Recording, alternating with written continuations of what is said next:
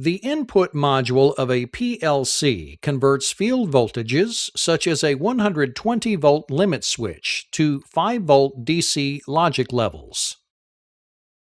Output modules perform the same function but in reverse order, where 5-volt DC is converted to field voltages to control devices such as 120-volt relay coils. Starting with the AC discrete input module, the circuit is comprised of two sections. The first section is referred to as the power section, and the second is called the logic section. Using an optical isolator, electrical isolation is provided between the power section and the logic section.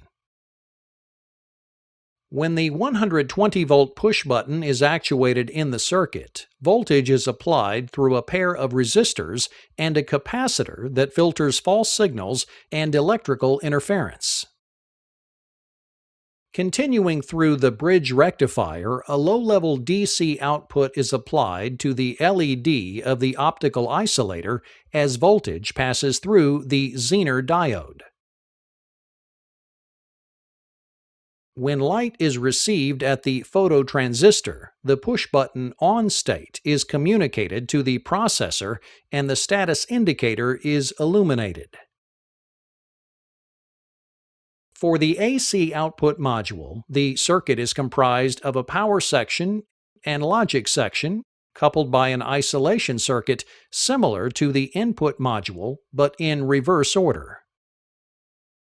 When the output status is commanded from the PLC program, voltage is transmitted to the LED of the optical isolator.